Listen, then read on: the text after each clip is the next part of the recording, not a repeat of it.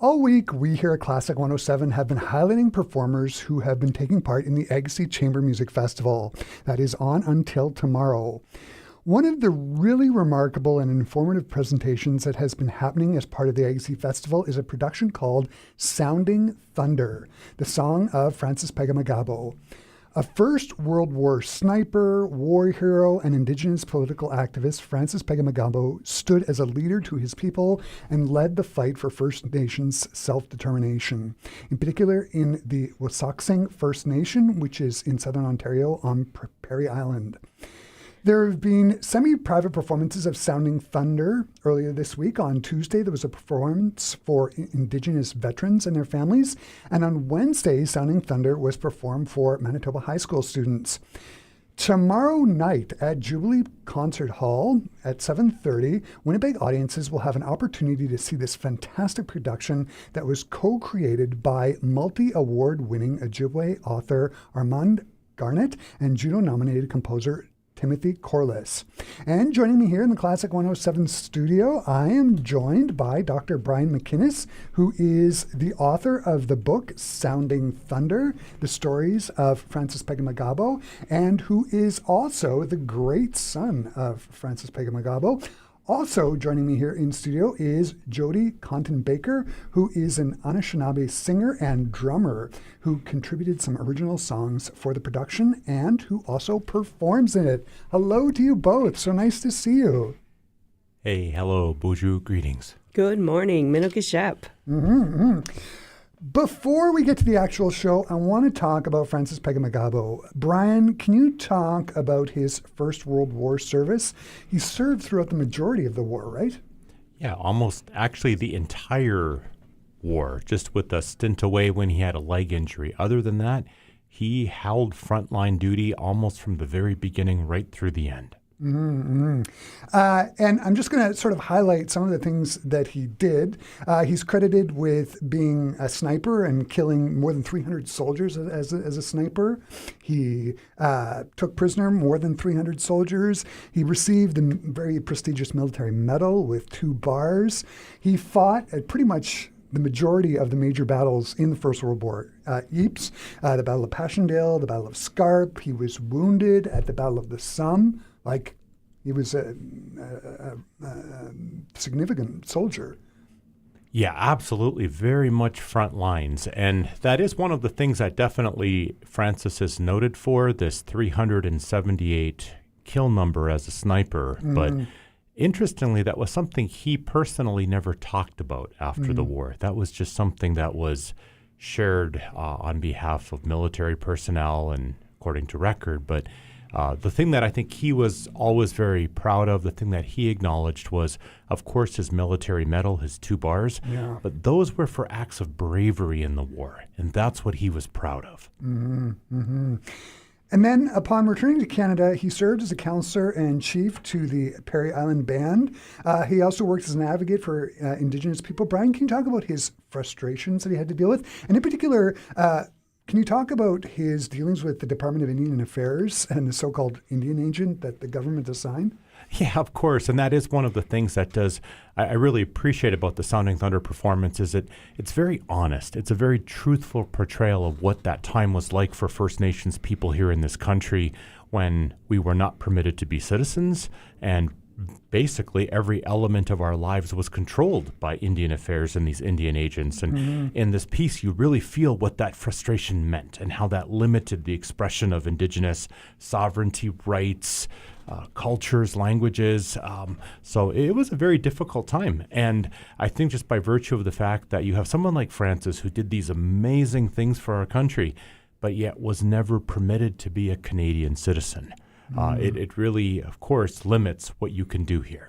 Yeah, and my understanding is that the chiefs needed to report to the Indian agent who was not Indigenous, and yet he reported to the Department of Indian Affairs. So he basically had all the power, right? He basically, I mean, if you were in his bad books, it was... You were in his bad books. Yeah. Yeah, very, very political and very... Absolutely. Yeah, not good. Jodi, you are from Wasauksing First Nation. Were you aware of Francis Pegahmagabow when you were growing up? And if so, how is his legacy remembered there? Francis is remembered very well in our community, in our home community, and everybody's very proud of his bravery and his contribution to the war at that time. And I know that my mom would talk about him throughout my childhood. I did never really had a full understanding of it at first because I didn't understand. Well, as a child, you don't understand war. Yeah. Like we were told about him in our community. Yeah. But not really beyond that until Sounding Thunder came. There was plaques put up in our community for him, and then there's, of course, the beautiful statue that James Campbell talks about and what inspired him to do something about this. And so. It sort of leads nicely into my next question. I want to turn to the show. It sounds absolutely fantastic and very informative. Brian, I'm presuming the production is based on your book, and from what I understand, the book is based on his memoirs. Can you talk about that a bit? Yeah, Sounding Thunder, I mean, it actually, the book itself, the stories of Francis Pegahmagabow, I'd say it was fundamentally based on about 11 different stories that 2 of his surviving children told me back in the 90s related to their father's life. And I had lost those tapes for about a decade and then found them one day and re-listened to them. And then I had like 100 hours of Ojibwe storytelling. And I listened to them, this box of tapes. And I'm like, wow, I have to do something with these. Yeah. So I translated and transcribed those stories and then realized people won't just understand these unless I write some supporting details to frame them. Right. So that essentially is where the book came from. Sounding Thunder, the song of Francis Pegahmagabow, that was certainly the show, who wrote the libretto for the show, Armand Garnet Rufo, he used the book. He also used some other different historical sources to, I think, frame this kind of performative storyline, which is quite beautiful. Yeah. Can you both talk about how everything came together? I mean, the production, and it's not just music. There's video and there's narration. Can you talk about how the whole thing came together, Jodi? Maybe? Yeah, well, it was amazing how this story came together, and a mutual cousin that Brian and I both share, Laura Pegahmagabow, texted me one day, and at the time I was the education counselor in Wisloxing First Nation in the attic, and she texts me and she says, "Would you consider singing for a show they're going to put on for my grandfather?" And I'm like, "Yes, I would consider it." She says, "Well, you might hear from a guy named Tim."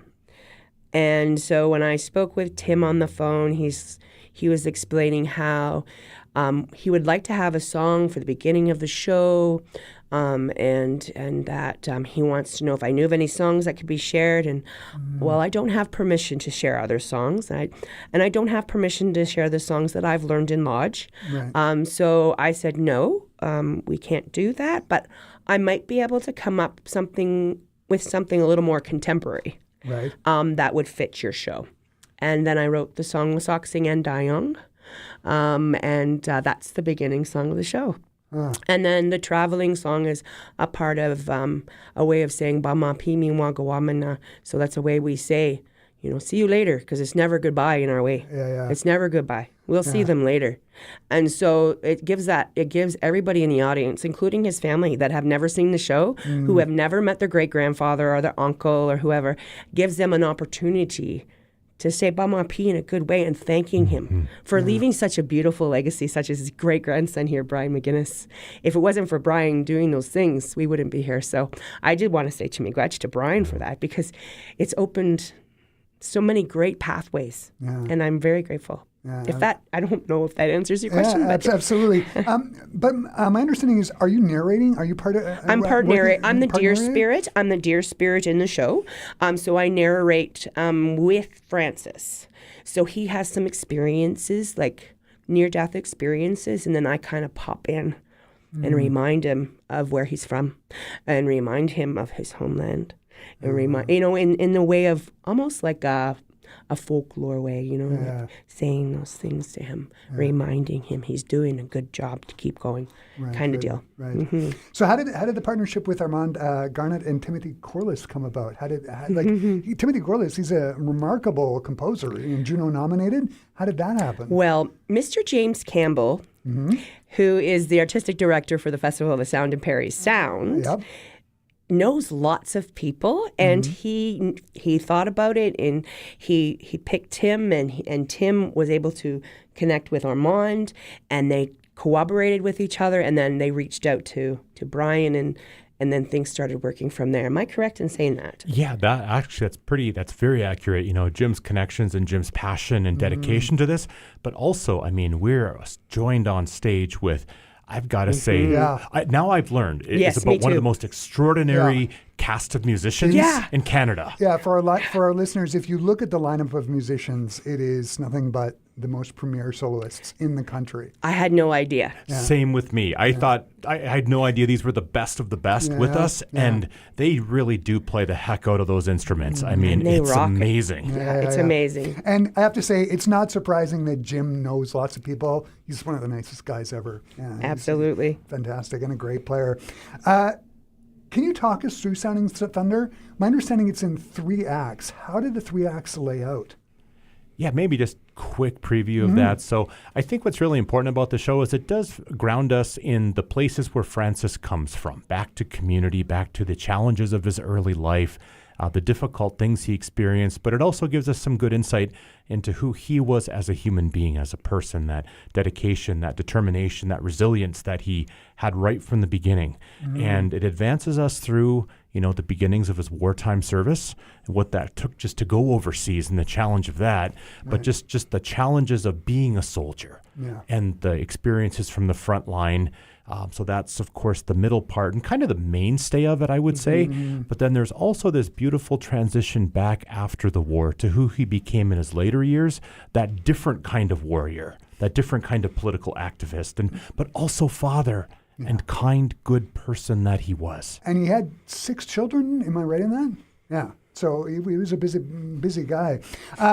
One of the things I saw the video that's on the Agassi website was there's video that happens during the show. How did that whole element come about? Well, I believe what happened was it was everybody, like Brian May had some images. Marn gathered images in his own research. Tim had, I think, the coalition of everybody brought that backdrop in, and they went through the pictures to see what would fit with the scene that we were at through certain acts, and then there was other clips they would get like that actually happened during that time that we may never have seen before, which is pretty neat. However, ironically enough, we never get to see that. Because we're facing the front. Yes. Yeah. The only time I've actually seen the show is when I've watched it on YouTube. Like I've never seen other than that. Yeah. I'd like to see a live performance without me performing it one day. Yeah, it's. I'm a musician myself, and I used to play for the opera. And it's sort of like, well, you can't see what's going on stage, but you can still enjoy it. As a classical music radio station, the music is written by Timothy Corliss. I have to ask, can you describe it? What is it like? It's amazing. Amazing. He wrote an amazing score. And it hits every chord of your heart. The panhand, the amazing sound at you'll hear it. You hear it in the beginning of the show with the panhand. And it just collates a beautiful storyline and allows us to expedite it emotionally the way it needs to be, so that you get the feeling of Francis, and when you leave there, it's almost like, I know this guy.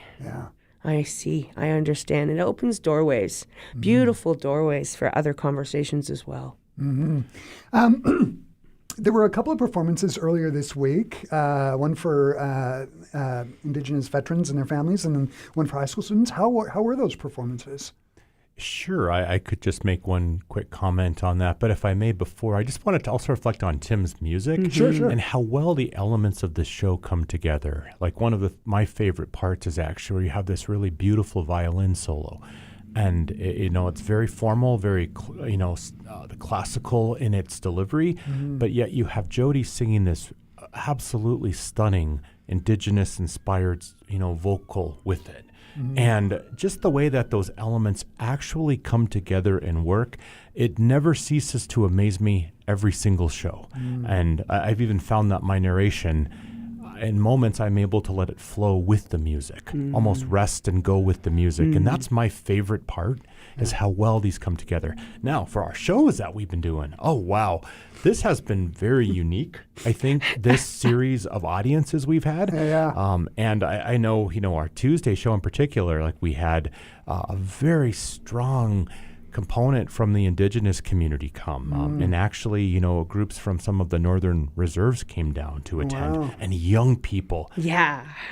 It was amazing. It was amazing. And it validated we were doing the right thing for us. I think at that point when those kids came down and it was after the show and the reaction that we got, everybody stood, everybody sang.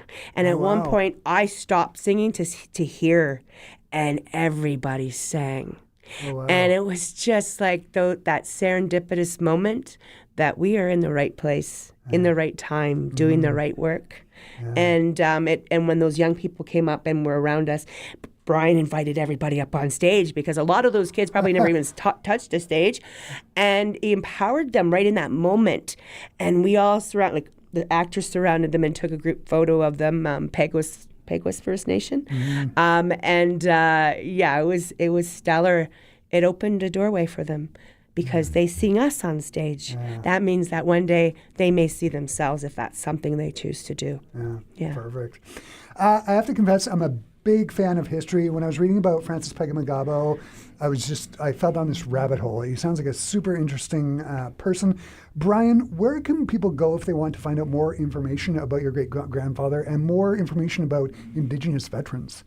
I know that actually one of the great things that has been done by Tim Corliss, he's just recently created a website, Sounding Thunder, and that does feature some very interesting related links to the show. But I would say also, if anyone is interested in learning more about the backstory of Francis, of course, always Sounding Thunder, the Song of Francis Pegahmagabow. What's really cool about that book, that's actually published right here in Winnipeg, University of Manitoba Press. So it is in its own way a very local book. But, there are lots of groups now who have, I think, some very good things featured about him online. And your Manitoba Indigenous Veterans Organization has done some really great things just to help highlight the contributions of different Indigenous veterans to the service community and to our country and to the province here. So it's amazing what quality things exist just on our phones that we can access pretty easily now. Easy access to information. Jodi and Brian, this has just been so amazing. Sounding Thunder, the Song of Francis Pegahmagabow, sounds like it's going to be amazing. I'm sure that the performance tomorrow night at Jubilee Place at 181 Riverton Avenue at 7:30 is going to be something really, really special. Thanks so much for taking the time to stop by and talk to me today. This has been wonderful. Thank you so much. See you Saturday. Yeah, thank you for having us. Oh, one quick thing. On your GPS, it might say that Jubilee Place is closed, but it is not. It is indeed open. It's very open. It's very open.